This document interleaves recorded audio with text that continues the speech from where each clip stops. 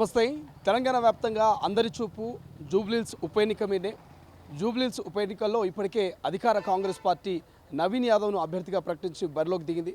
BRS party Maganti Gopinath సతీమణికి ticket కేటాయిస్తే BJP ఇంకా అభ్యర్థిని ప్రకటించలేదు. బట్ ఇదిలా ఉంటే వైపు తెలంగాణ వ్యాప్తంగా ఉన్నటువంటి కొంతమంది యువత, మరికొంతమంది నిరుద్యోగులు, త్రిబుల్ సంబంధించినటువంటి భూ నిర్వాసితులు, అదేవిధంగా మాల సామాజిక వర్గానికి చెందినటువంటి కొంతమంది నేతలు ఓవరాల్గా 1000 మంది జూబ్లీహిల్స్ ఉప ఎన్నికల్లో మరి పోటీకి సిద్ధంగా ఉన్నారన్న ఒక చర్చ జరుగుతున్నది. ఇప్పటికే చాలామంది నామినేషన్లు వేయడానికి అవసరమైనటువంటి పత్రాల వేటలో పడ్డట్టు తెలుస్తుంది. రైట్, మాట్లాడే ప్రయత్నం చేద్దాం. మనం జూబ్లీహిల్స్ కాన్స్టిట్యున్సీలో ఉన్నాం. జూబ్లీహిల్స్ నియోజకవర్గంలో ఇప్పటికే గతంలో శంకుస్థాపన చేసినటువంటి కొన్ని కార్యక్రమాలు జరుగుతూ ఉన్నాయి, కొన్ని రోడ్లు జరుగుతూ ఉన్నాయి, కొన్ని డ్రైనేజ్ జరుగుతూ ఉన్నాయి. మనం జూబ్లీహిల్స్ సంబంధించినటువంటి నియోజకవర్గంలో ఉన్నాము. యువత, తెలంగాణ యువత రాష్ట్ర అధ్యక్షుడు ఇమ్మడి సతీష్ ఉన్నాడు. మాట్లాడే ప్రయత్నం చేద్దాం. సో గతంలో మీరు ఈటెల రాజేందర్కు అత్యంత సన్నిహితంగా పనిచేయడం, హుజురాబాద్ ఎన్నికల్లో కీలకంగా వివరించడం చూసాం. సో బట్ జూబ్లీహిల్స్ ఉప ఎన్నికల్లో ఇమ్మడి సతీష్ తెలంగాణ యువత తరపు నుంచి పోటీ చేస్తున్నాడు ఒక చర్చ జరుగుతుంది. వాస్తవేనా? వాస్తవం. ఎందుకు పోటీ చేయాలనుకుంటున్నాడు ఇమ్మడి సతీష్? ఇక్కడ ఉన్న అంటే గతంలో ఉన్న ప్రభుత్వం చేసిన పనులు, ఇప్పుడు ప్రభుత్వం ఉన్న పనులు ఎలా అయితే ఎక్కడేసిన కొంగడు అక్కడలాగా ఉన్నాయో, ఈ జూబ్లీగడ్డ మీద ఉన్న ప్రజలు అసంతృప్తితో ఇబ్బంది పడుతున్న సమస్యలన్నీ మేము పరిష్కరించుకొని మా యువత తెలంగాణ రాష్ట్ర వ్యాప్తంగా మేము సేవా కార్యక్రమాలు చేస్తూ అనేక రకమైన అభివృద్ధి కోసం పనిచేసే వ్యక్తులు మేము. కాబట్టి ఈ జూబ్లీగడ్డ మీద ఉన్న ప్రజలకు, ఇక్కడున్న సమస్యలు ఉన్న ప్రజలకు ఇక్కడున్న సమస్యను తెలుసుకుంటూ ప్రజల్లోకి వెళ్తూ ప్రజల సమస్యలు ఏదైతుందో వాటిని ప్రభుత్వాలను ఎండగడుతూ ప్రభుత్వాలు చేసే అక్రమాన్ని అన్యాయాలను ప్రజలకు వివరిస్తూ మేము బరిలో దిగడం జరిగింది. అందుకే ఇక్కడ ఉన్న ప్రజలు మామూలు వ్యక్తులు, ఇప్పుడున్న నాయకులు, లీడర్లు అయితే మాకేం పనిచేస్తలేరు. మా కష్టం, మా బాధ తెలిసిన వ్యక్తులు, మాలో ఒకటి ఉన్న వ్యక్తులు వస్తే మా కడుపు నిండుతాన్న ఆశతో వాళ్ళు ఉన్నాయి. కాబట్టి మేము ముందు రావడం జరుగుతుందండి. ఇట్లా తెలంగాణలో చాలామంది నిరుద్యోగులు కూడా గ్రూప్ 1 సంబంధించిన ఇష్యూస్లో ఉన్నటువంటి నిరుద్యోగులు కూడా మేము ఖచ్చితంగా పోటీ చేస్తాం, అధికార కాంగ్రెస్ పార్టీ అభ్యర్థిని ఓడగొడతామంటూ వాళ్ళు ఖరాఖండిగా చెప్తున్నటువంటి పరిస్థితి. ప్రెస్ మీట్లు పెట్టి భూ నిర్వాసితులు, త్రిబుల్ సంబంధించిన భూ నిర్వాసితులు సైతం పోటీ చేస్తామంటారు. ఇంతమంది పోటీ చేస్తే ఎట్లా ఉండే అవకాశం ఉంటుంది జూబ్లీహిల్స్ ఉప ఎన్నిక? ఈ జూబ్లీహిల్స్ ఎలక్షన్ అనేది ఒక మాటలో ఎప్పుడంటే గేమ్ చేంజర్ అనుకోవాలి. ఎందుకంటే ప్రభుత్వం మీద వ్యతిరేకతను ఇంతమంది ఇన్ని రకాల పనిచేస్తున్నారంటే, మీరు ఇంతమంది ఇంతగానం ఇక్కడ నాయకులు కానీ లీడర్లు ఇంతమంది ఉన్నా కూడా ఓన్లీ ప్రజలు కానీ రైతులు కానీ ఇంతమంది పోటీ చేస్తున్నారంటే ప్రభుత్వం మీద ఎట్లాంటి అసంతృప్తి ఉందనేది ఒక్కసారి మీరు ఈ ప్రజలు కానీ ఈ మన మీడియా మిత్రులుగా అందరూ చూడాలని మనం విజ్ఞాపిస్తున్నాం. ఇంకోటి, విద్యార్థులు అంటే నోటిఫికేషన్ ఇచ్చినా కూడా ఉస్మానియా విద్యార్థులు కూడా మేము సైతం ముందుకు వచ్చి పోటీ చేస్తూ ఉంటున్నారంటే వాళ్ళకి జరిగిన అన్యాయం కానీ, ఈడ జరిగే కష్టాలు కానీ, ఇక్కడ ఉన్న ఈ జూబ్లీగడ్డ ఉన్న ప్రజల సమస్యలు కానీ మేమే సాల్వ్ చేస్తాం, మాకు జరిగిన అన్యాయం జరగద్దని వాళ్ళు కూడా ముందుకు జరుగుతుంది.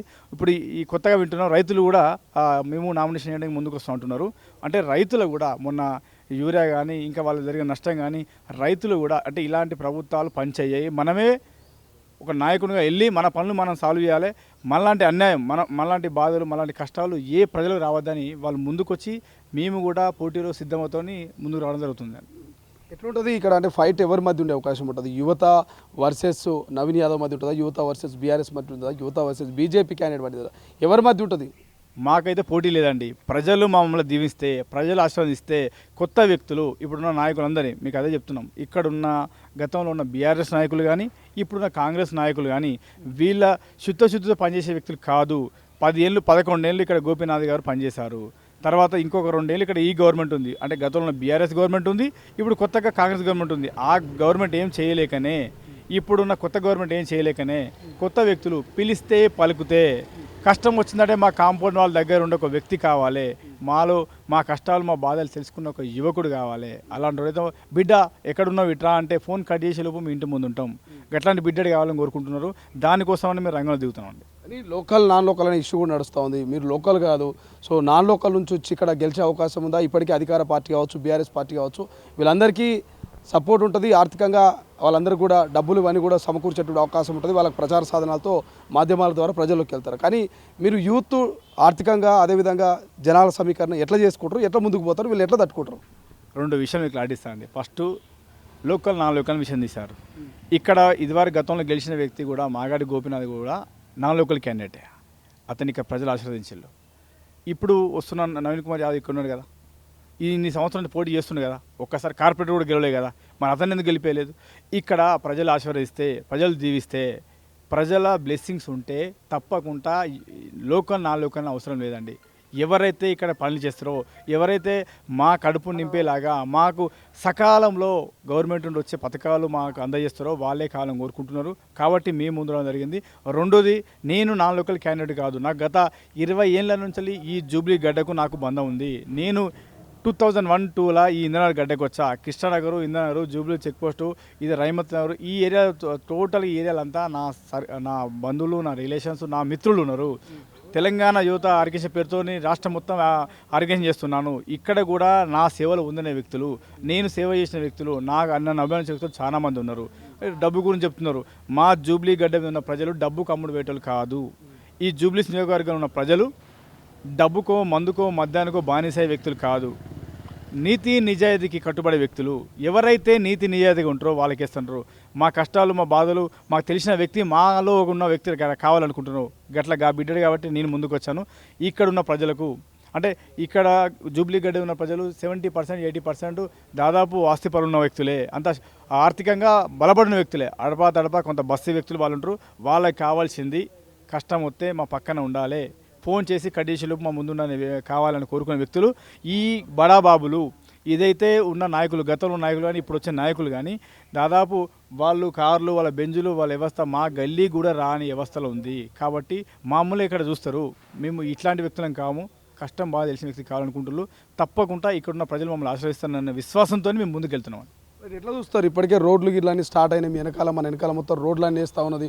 సో అధికార కాంగ్రెస్ పార్టీని కాదని మీలాంటి యువతకో, లేకపోతే నిరుద్యోగులకో, లేకపోతే రైతన్నులకో ఓటేసి జూబ్లీస్ ప్రజలు గెలిపించే అవకాశం కనబడుతున్నదా? నమ్మకం వస్తుందా మీకు? ఇప్పుడు మీరు చూస్తున్న ఈ రోడ్లు, ఈ వాతావరణం అంతా ఇప్పుడు ఈ 2 రోజుల క్రితం, 3 రోజుల క్రితం స్టార్ట్ చేసినాయి. అంటే ఈ జూబ్లీస్ గడ్డ పైన అనేక రకమైన సమస్యలు ఉన్నాయండి. డ్రైనేజ్ కానీ, రోడ్లు కానీ, లైట్లు కానీ, పెన్షన్స్ కానీ, బస్తీ దవాఖానాలు పాత గవర్నమెంట్ పెట్టింది. అందులో ఎలాంటి ఫెసిలిటీస్ ఉన్నాయి? ఒక్కటి కాదు, 10ల సంఖ్యలో ఇక్కడ సమస్యలు ఉన్నాయి. ఇప్పుడు ఎలక్షన్ కొరకు అని చెప్పేసి ఈ కొత్త గవర్నమెంట్, అంటే కాంగ్రెస్ సర్కారు ఈ యొక్క డ్రామా నాటకం ఆడుతుంది. ఇట్లాంటి జనాలు నమ్మాలి, మేము చేసే పథకాలు గవర్నమెంట్ పోవాలని. ఇప్పుడు వాళ్ళు గతంలో ఇచ్చిన ఆ 6 గ్యారెంటీలే అమలు చేయలేకపోయారు. ప్రభుత్వం మీద పూర్తిగా మైనస్ ఉంది.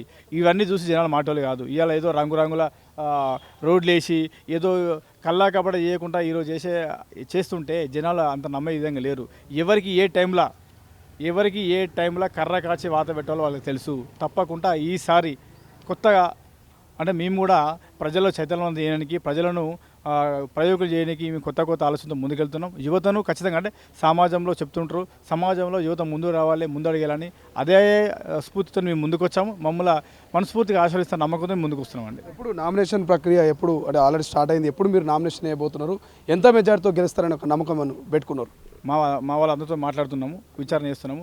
17th, 18th మంచిగా ఉందని చెప్పేసి అన్నారు. ఆ డేట్లలో మేము తప్పకుండా నామినేషన్ ఖరారు చేస్తున్నాం. నామినేషన్ పత్రాలు తీసుకున్నాము. మాకు సంబంధించిన వాటన్ని ఫిల్అప్ చేస్తున్నారు మా వాళ్ళు. మా ఏజెంట్లు కూర్చుంటారు, మాట్లాడుతున్నారు. అన్ని విధాలుగా ఆ ప్రాసెస్ అయితే ఎలక్షన్ మూమెంట్ ప్రాసెస్ అయిపోతుంది. 17, 18th వరకు అయితే తప్పకుండా ఆ 2 డేట్లలో మంచి డేట్ చూసి మేము తప్పకుండా నామినేషన్ ఇస్తున్నామండి. గెలిచే అవకాశం లేదని చాలామంది అధికార పార్టీలు చెప్తున్నారు. అంటే ఇదంతా కూడా కావాలని ప్రభుత్వం మీద, ప్రభుత్వానికి కావచ్చు, ప్రభుత్వ తరపున, పార్టీ తరపున, కాంగ్రెస్ పార్టీ తరపున పోటీ చేసే అభ్యర్థిని ఓడించడానికి యువత కావచ్చు, కొంతమందిని కొన్ని ప్రతిపక్షాలు ఉసగొలుపుతున్నాయి, కావాలనే వాళ్ళు పోటీ చేస్తున్న ఒక చర్చ కూడా జరుగుతున్నది. సో ఇటువంటి తరుణంలో మీకు అసలు ఓట్లు పడతాయా? ఓట్లు పడితే ఎంత మెజార్టీతో గెలిచే అవకాశం ఉంది? అంతా నేను చెప్పగానే తప్పకుండా మెజారిటీతో గెలిచే వ్యక్తి ఈసారి ఇండిపెండెంట్ అభ్యర్థి ఇమ్మడి సతీష్ అండి. ఇక్కడ తప్పకుండా మేము ఇండిపెండెంట్గా వ్యక్తులుగా గెలుస్తారు.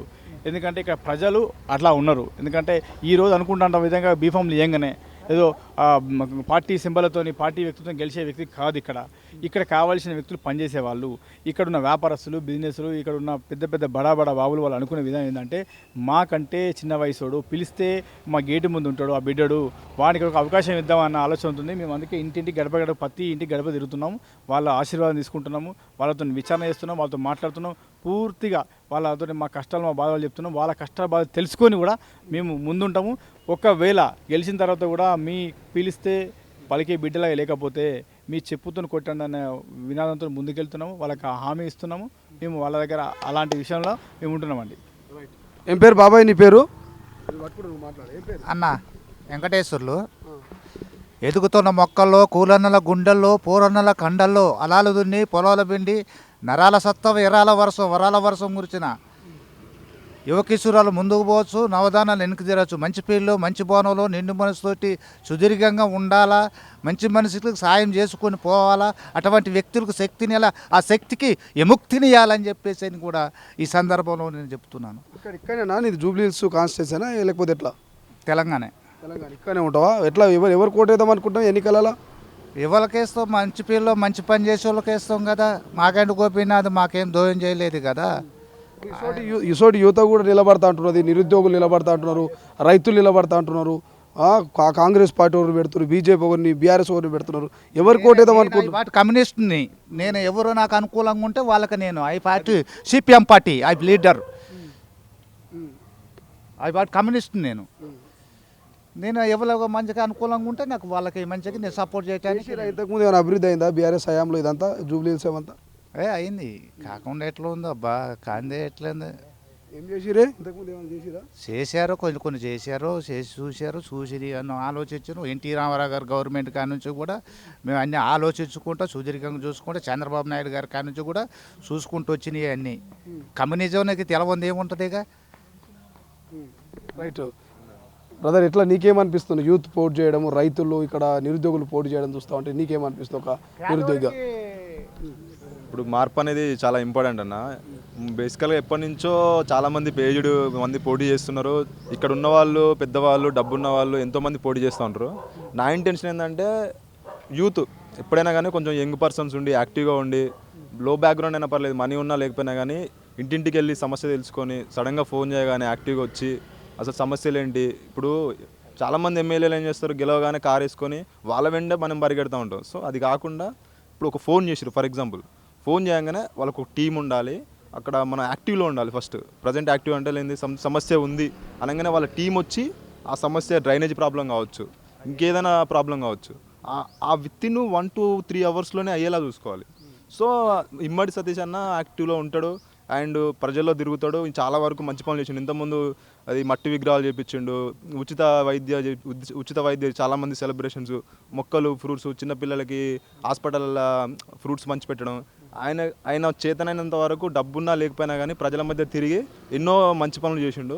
సో నేను బాగా బిలీవ్ చేసేది ఏంటంటే ఇమ్మడి సతీష్ అన్న వస్తే ఇక్కడ కాన్స్టిట్యుయెన్సీలో ఒక్కటి మాత్రం నేను డెవలప్ చేద్దాం అనుకుంటున్నాను. ఏంటంటే అన్న, ప్రతి ఇంటింటికి వెళ్ళి సమస్య తెలుసుకొని వాళ్ళ దగ్గర ఒక ఫోన్ ఉంటుంది, మా దగ్గర ఒక నెంబర్ ఉంటుంది.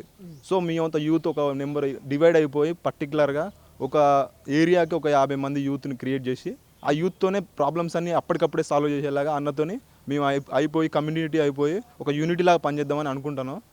సో నేనైతే స్ట్రాంగ్గా ఒకటి బిలీవ్ చేస్తున్నాను, యూత్ రావాలి అండ్ మనీ ఉన్నా లేకపోయినా పర్టికులర్గా సేవ చేసేవాళ్ళు కావాలి మనకు ఫస్ట్. అది ఎవరనేది ఇంతకుముందు ఉన్న లీడరా, కాంగ్రెస్ పార్టీ లీడరా, ఇంతకుముందు ఉన్నాడు బీఆర్ఎస్ పార్టీ లీడరా, ఎంత డబ్బు ఉన్నది, ఇక్కడ ఎంత ఉన్నాడు, అక్కడ ఎంత, అది కాదు కావాల్సింది. ఫస్ట్ థింగ్ ఏంటంటే యూత్ రావాలి, ప్రజలలో తిరగాలి, ప్రజల సమస్యలు తెలుసుకోవాలి. ఫస్ట్ మనం అందరికీ ఈక్వాలిటీ అని ఒకటి ఉంటుంది. ఈక్వాలిటీ ఏంటంటే ప్రతి మనిషికి మానవ హక్కు ఉంటుంది, ఒక హక్కు ఉంటుంది, ఒక ఓటు వేసిన ప్రతి ఒక్కరికి హక్కు ఉంటుంది. అతను హక్కుని అడిగినప్పుడు ఇతను నాకు ఓటు వేసిండు, ఇతను ఎక్కడుంటాడు, ఏం చేయాలి అనే దాని మీద పని చేయాలి. అలాంటి నాయకుడు మాకు కావాలి. సో నేను ఒకటే ఫిక్స్ అవుతానన్న, పోటీ చేసినప్పుడే మనకు తెలుస్తుంది, ఫస్ట్ ఫైట్ ఇద్దాం. సో గెలవడానికి చూస్తాం. అసలు ఇమ్మడి సతీష్ అన్న ఆధ్వర్యంలో మంచి విజయం సాధించాలని నేను మనస్ఫూర్తిగా కోరుకుంటానన్న. Thank you so much. ఇది మొత్తం మీద జూబ్లీ ఉప ఎన్నికల మీద కేవలం పార్టీకి సంబంధించినటువంటి అభ్యర్థులే కాదు, తెలంగాణలో ఉన్నటువంటి నిరుద్యోగులు, త్రిబులార్కి సంబంధించినటువంటి భూ నిర్వాసితులు అండ్ దాంతోపాటు కొంతమంది కాంగ్రెస్ పార్టీలో అదేవిధంగా బీఆర్ఎస్ పార్టీలో అన్యాయానికి గురైన వాళ్ళు కూడా మరి పోటీ చేయడానికి సిద్ధమవుతా ఉన్నారు. తెలంగాణకు సంబంధించినటువంటి యువత అధ్యక్షులు ఇమ్మడి సతీషే కావచ్చు, లేకపోతే ఉస్మానియా యూనివర్సిటీకి సంబంధించినటువంటి అస్మా కావచ్చు, లేకపోతే నిరుద్యోగ జేఏసీకి సంబంధించిన నాయకులే కావచ్చు, మందాల భాస్కరే కావచ్చు, ఇట్లా చాలామంది పోటీలో ఉన్నారు. 1000 మంది మరి ఈసారి ఈ జూబ్లీ ఉప ఎన్నికల్లో బరిలోకి దిగుతున్నారని ఒక చర్చ జరుగుతుంది. బట్ నామినేషన్లు ఎంతమంది దాఖలు చేస్తారు, ఎంతమంది ఎన్నికల ప్రక్రియలో ఓటింగ్లో ఉంటారో చూడాల్సిన అవసరం ఉంది. బట్ ఏదేమైనా జూబ్లీ హిల్స్ ఉప ఎన్నిక మాత్రం గట్టి ఫైట్ మధ్యనే అభ్యర్థిని ఎన్నుకునేటువంటి అవకాశం కనిపిస్తుంది. చూద్దాం ఏం జరుగుతుందో, ఎవరిని మరి జూబ్లీ హిల్స్ ప్రజలు ఎన్నుకోబోతున్నారు ఎమ్మెల్యే గారు. కెమెరా పర్సన్ అజయ్తో శ్రీశైలం, తొలి వెలుగు, జూబ్లీ హిల్స్. అసలైన తొలి వెలుగు. ఫాలో వాట్సాప్ @తొలి వెలుగు official.